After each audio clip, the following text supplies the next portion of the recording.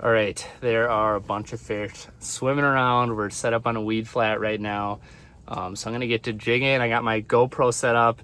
Took me a minute to get it set up because I kept seeing fish on the underwater camera. So buckle up. We're gonna have some fish catching action in this video, and also share some good tips that'll help you catch more fish in the month of January. So I'm gonna get to jigging because there's something right under the hole right now.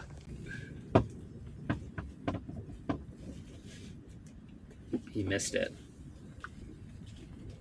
All right.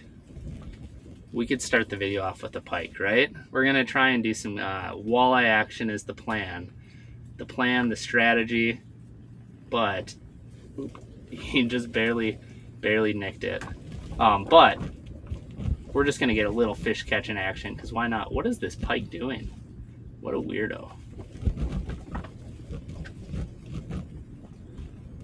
This is honestly the strangest pike behavior I've seen in a long time. What is he doing? Yeah, get out of here. Don't knock the camera though. Oh my gosh, there we go. You just had to line up and get things prepped there. Ooh. All right, we're in pretty shallow water, as you'd expect. We got the underwater camera going, and the theory here is we are fishing in the weeds, and just about everything lives in the weeds, including guys like this. And the thought process here is that we're gonna catch some of these, some bass, maybe some sunfish, and there should be some walleyes that come in a little bit later. There we go. All right, let's get him back. So that is the thought process. I'm gonna get another minnow head, and hopefully it's not a stinking skinny pike that comes through next. All right, tip number one when you're fishing in January is sample different types of spots when you're out in the water. So my favorite spots to fish are the ones where you actually have access to a number of different things. So when I say things, I mean like right now I'm set up on some weeds, but not far from me is a break where it dumps off into deeper water. So having that transition really close, I can be up in the weeds and I can have tip-ups set out in different areas. So right now, for example, like I just said, I'm shallow, but I actually have a tip up out deep. And a lot of times what I like to do is actually do the opposite. What I like to do is I'll jig in the places where I think are the most high percentage. So oftentimes for me, when I'm fishing transition-y type areas, that's going to be, you know, right on the break or kind of at the base of the break or whatever it is. And then I'll usually set a tip up shallow, just for, you know, the chance that something big is swimming around up shallow and it wants to grab my minnow. So that said, right now we got the underwater camera set up so I can get some cool eats on the spoon with the underwater view for you guys.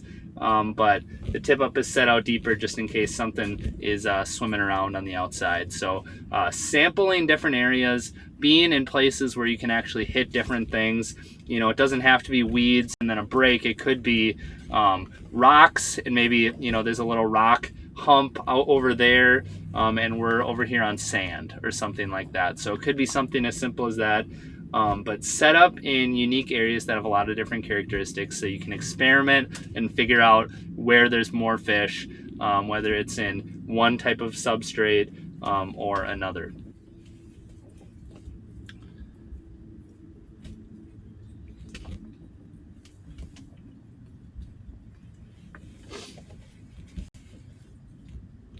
There's one right there. Ready some retying. The same fish coming through again.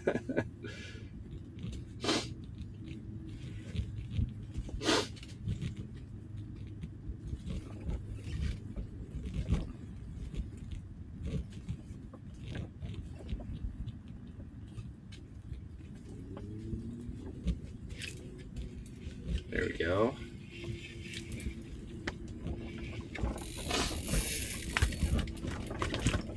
I like to horse them a little bit when I'm using underwater camera, just because Jeez, buddy. Just because I don't want to get it wrapped up in the cord if possible. But there we are. Another pickle. It's a real pickle fest. We've seen a couple bass so far, but the walleyes have not shown up yet, and I'm not expecting them to show up yet. I've been moving the camera a little bit up and down in the water column just to see if I can get different amounts of action at different levels. Sometimes I like to be a little bit higher, you know, so those fish can see me a little bit farther away. But other days, like today's a really high pressure day, cold front, a lot of times you'll find that those fish are pushed down a lot closer to bottom. So that's going to be the next tip, is just working the water column, just kind of watching, just based on the weather, the pressure, stuff like that, just watching to see how the mood of the fish changes. If you have forward facing sonar, that's a really great tool for just reading the mood of the fish. Same with an underwater camera, but you can see a lot more kind of out to the side, up and down. With forward facing sonar, you can see if those fish are holding tight, or you can see if those fish are up a little bit higher and they're cruising around, they're a little bit more active. January is one of those months where in the beginning of the month, the fishing can be really good.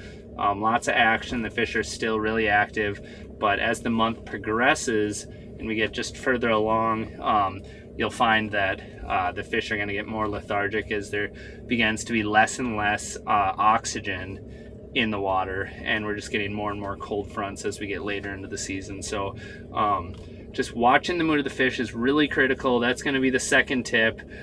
Just understanding what's going on. And there's a few different things that I'm thinking of. I'm thinking of presentation, and I'm also thinking of location. So I'm going to be changing up presentation based on the mood of the fish.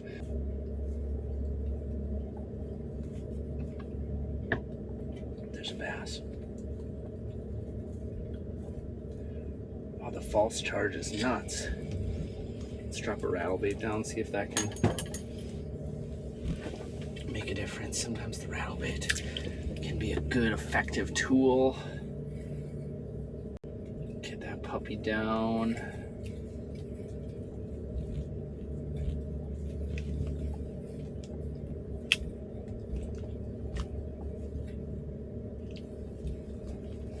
Oop. Almost bounced it off its face there. The bass do like the rattle bait more than a spoon, in my personal experience. They don't like it when you drop it right onto its nose, though. Is that another bluegill coming off from the back there? Yeah, another bluegill. It's a nice one.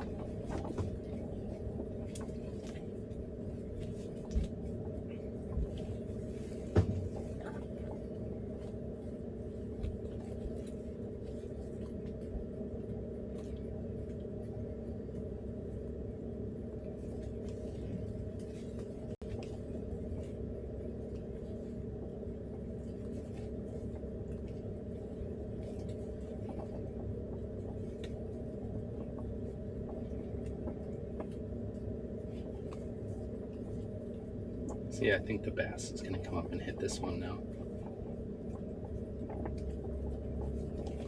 No. I thought the rattle bait would make a difference.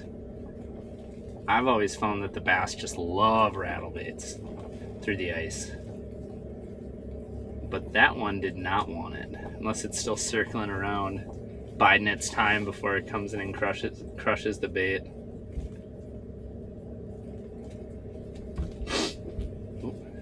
What's that? Is that a bass again? Yep. Oh no.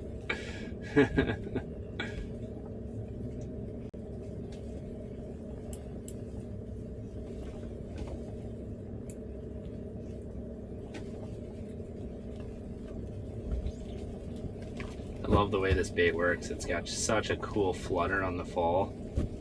This is the Northland Rip and Shad, which I've used this bait a lot in videos, so you guys have seen it, but you can buck and bronco it just like this. Kill it. or you can rip it, and look, when it falls, it just flutters beautifully on the fall. Really cool action. So I guess that's a good transition into the next tip I have for you. Is I like to have all different types of baits ready this time of year. You know, early on, I feel really confident in, you know, just a few different key baits. I can be more aggressive. I can sort of move and find active fish. But when you get into January, I'm not saying that those things don't work, but what I've found is that there's just a lot bigger variety of things that you need to have ready and have on hand.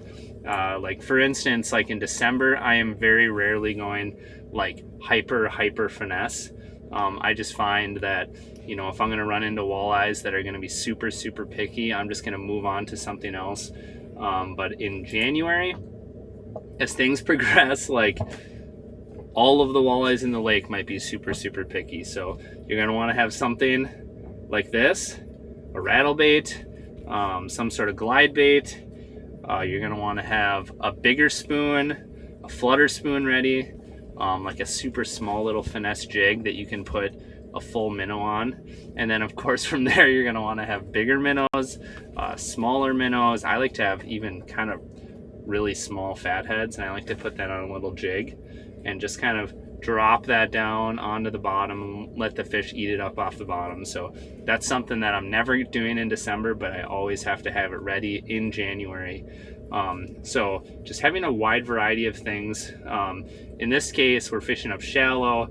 I get to see that there's bass up shallow. I get to see that there's pike up shallow. There's going to be walleyes coming through. For me, if a walleye comes through, I'm probably not going to want to have this rattle bait down. But if a bass comes through, this thing tends to be a higher percentage option for me personally than a spoon. So a lot of times what I'll do is I'll run this spoon while I'm fishing up shallow, because when a walleye comes in, you're going to want to have it on, because walleyes don't really give you many second chances. They're going to come up and look at your bait and say, I don't want it. And then you're never going to see that walleye again. So I like to have the spoon down there, and then if I see a bass or a pike that turns down the spoon, I'll throw this rattle bait down on them real fast. And a lot of times that'll get you a bite. It didn't get me a bite on this last one, but that's just how I like to think about it and how I like to strategically cycle through baits.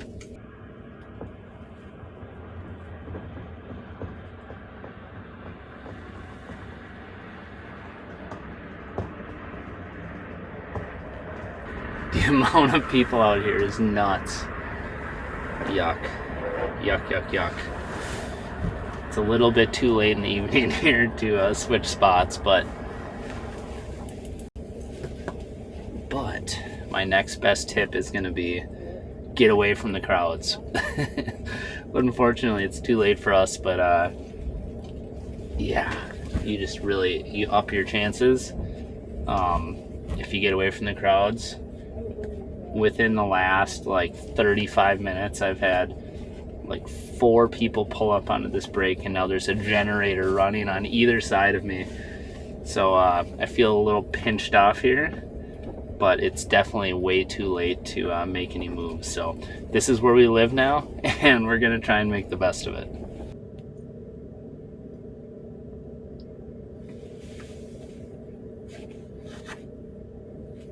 Oh no, I scared one. That was definitely a walleye, 100%.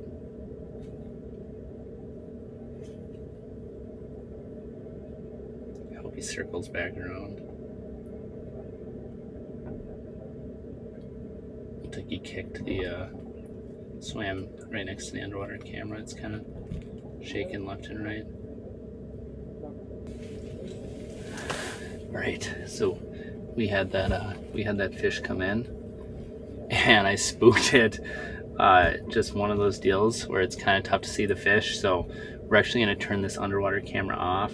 We probably still could make it work, and this would actually be a good window of time to get an underwater strike on that camera with the walleyes because they're not going to see the camera down there as well. Walleyes do get a little spooky with cameras, but we're actually going to switch over to the live scope. We're going to pull up this underwater camera just so we have a little bit more viewing range.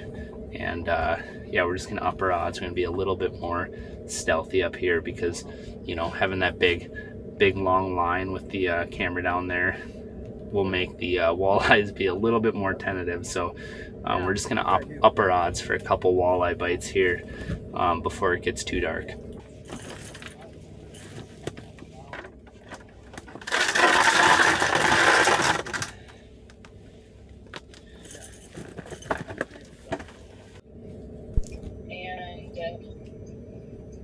I was gonna get something for supper, but we might just have, I think we're just gonna do leftovers. Yeah, that's a good idea.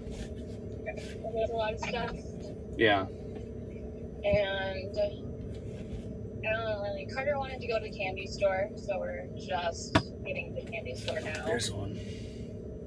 And that's about it. Ella's making oatmeal raisin cookies with Mom. I almost pulled the trigger and... Oh, here's a couple fish. Hold on, hon. Okay. I'll talk to you in a little bit here. Okay, bye, love you. Bye, love you. That was a pretty cool scene. You could see those fish coming out of the weeds. There's another one to the left here. That one's just a few feet away. That's a walleye, for sure.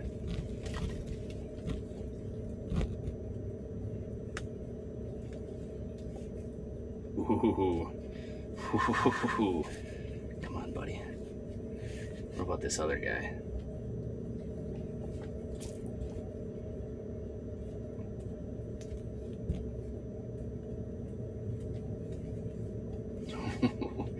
Turned down by a little pack here.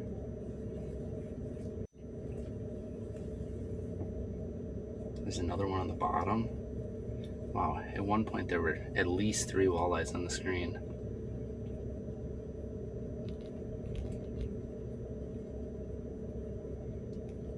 Last chance. There we go.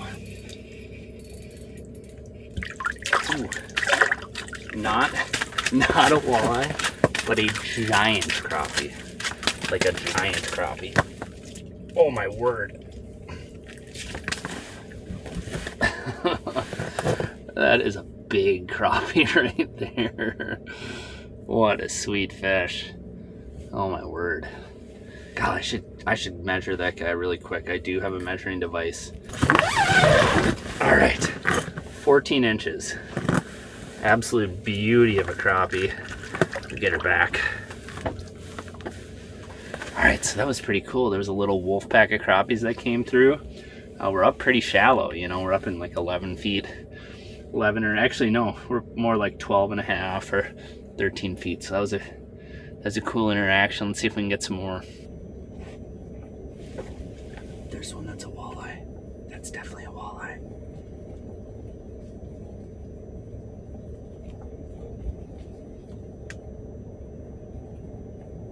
Come on. Circle back around, buddy. Circle back around.